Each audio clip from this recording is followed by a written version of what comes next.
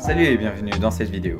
Apple a fêté hier les 10 ans de l'iPhone et a présenté quelques nouveaux produits très intéressants. Une nouvelle Apple Watch, un nouveau Apple TV et 3 nouveaux iPhones. Comme chez Apple, le meilleur passera à la fin, sous-entendu l'iPhone X ou 10, alors restez jusqu'à la fin.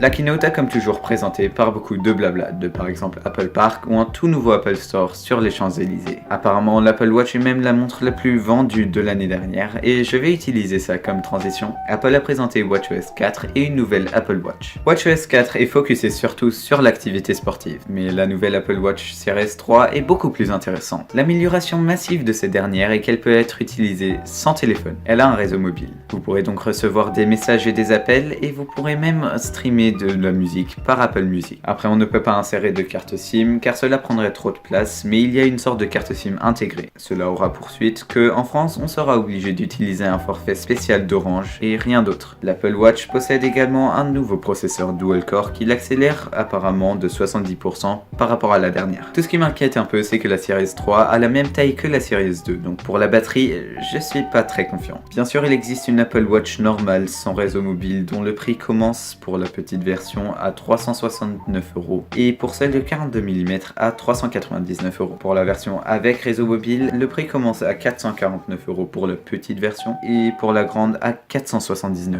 Bien sûr, l'Apple TV a également reçu une mise à jour. Il peut maintenant streamer en 4K HDR et est devenu plus rapide grâce au processeur A10X. C'est le même que dans l'iPad Pro. Mais voilà, maintenant je veux passer aux choses vraiment intéressantes. L'iPhone 8. Donc oui, les deux nouveaux iPhones s'appellent iPhone 8 et pas 7S, alors que en vrai je pense qu'ils auraient plutôt mérité le nom de 7S. Ils sont maintenant en verre devant et derrière, et apparemment le verre de derrière est le verre le plus durable de tous les smartphones. Du coup maintenant l'iPhone a enfin wireless charging, ce qui a donné un tonnerre d'applaudissements, ce que j'ai trouvé un peu ridicule car cette fonction devrait être normale pour tous les smartphones dans cette classe de prix depuis des ans. Malheureusement on aura quand même à peu près le même design que chez l'iPhone 7, surtout au niveau des gros bords autour de l'écran. Cet écran est un nouveau écran True Tone et autour de cet écran se trouvent bien sûr les bords, mais pas que, car il y a des haut-parleurs stéréo qui sont 25% plus forts que chez l'iPhone 7. Tout ça est propulsé par un nouveau processeur de Apple qui s'appelle A11 Bionic et il a également Bluetooth 5.0, ce qui permet par exemple de se connecter à deux enceintes à la fois. La caméra s'est aussi massivement améliorée. Elle est toujours de 12 mégapixels, mais le capteur est devenu un peu plus grand, donc la qualité des photos quand il fait sombre s'est améliorée et tout en un, la qualité des photos s'est améliorée en termes de couleur et de bokeh par exemple. Chez le modèle plus grand, la caméra zoom a encore une ouverture de f2.8, alors que chez le grandiose iPhone X, Apple l'a amélioré, mais je vais parler de ce téléphone plus tard. Le mode portrait a également reçu une mise à jour. On peut maintenant changer la lumière pendant et après que l'on fait la photo, ce qui peut créer de superbes effets. La qualité vidéo s'est aussi améliorée, surtout dans le domaine du ralenti. 1080p à 240 fps sont toujours cool à avoir. Vous pouvez précommander les iPhone 8 et 8 Plus à partir du 15 septembre et ils seront disponibles à partir du 22 septembre. Ils seront disponibles en Space Gray, or et argent, à partir pour le petit modèle de 800€ et pour le plus grand à partir de 909€. Mais maintenant, venons au modèle le plus intéressant, l'iPhone X ou 10.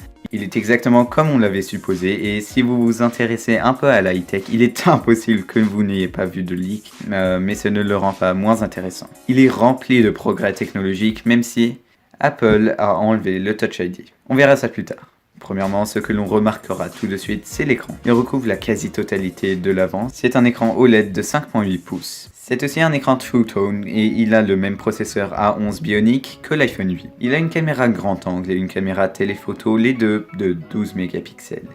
Le capteur grand angle a une ouverture de 1.8 et le capteur téléphoto en a une de 2.4. Il possède bien sûr le même mode portrait que l'iPhone 8. On peut aussi enregistrer des vidéos en 4K à 60 images par seconde. Voilà à peu près pour les specs. Mais ce téléphone n'a pas de bouton Home. Comment on fait alors pour l'utiliser? C'est super simple.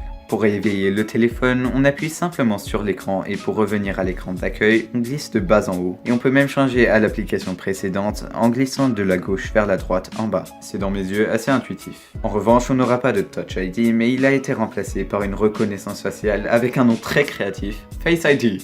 Mais sincèrement, je crois en cette reconnaissance faciale. Elle marche même dans le noir alors qu'elle n'avait pas marché au début de l'Apple Keynote. Mais je ne pense vraiment pas que Apple mette quelque chose sur le marché qui ne fonctionne qu'à moitié.